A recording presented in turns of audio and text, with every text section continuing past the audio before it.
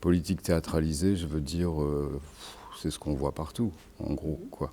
C'est-à-dire, vous savez, il y a cette espèce de diktat qu'il y a aujourd'hui, il faut absolument que ça parle de nous. Donc, pour que ça parle de nous, on prend toutes les familiarités avec toutes les œuvres. C'est-à-dire qu'on peut, je sais pas, on peut se mettre à improviser sur le texte de Tchekhov parce qu'on trouve qu'il est insuffisamment proche de nous, par exemple.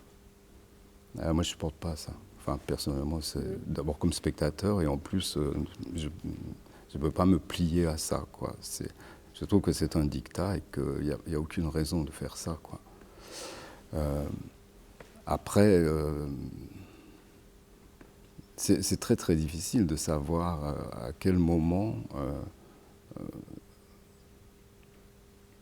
c'est pertinemment politique. Moi, je suis incapable de le définir. Parce que je pense que c'est trop rare. Je pense que c'est peut-être ce vers quoi il faudrait absolument courir, quoi. Mais il faut qu'on soit des coureurs de fond parce que c'est très compliqué. Et c'est pas parce qu'on a fait le malin avec du contenu en disant 2 ou 3 conneries comme ça idéologiques qu'on a fait politique, quoi. Surtout pas. C'est même l'inverse qu'il faut faire.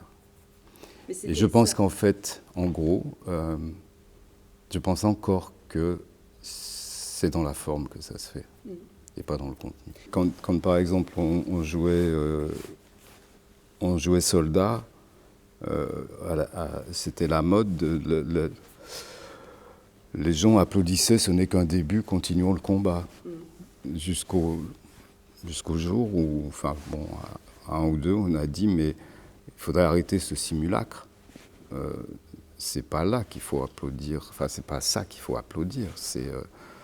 Il faut pas faire semblant de faire la politique à cet endroit-là. Que les gens aillent dire ce n'est qu'un début, continuons le combat ailleurs, mais pas. Enfin moi je voulais plus qu'on provoque ça, ce simulacre en tout cas. Ou cette bonne conscience, on pourrait même aller jusque-là.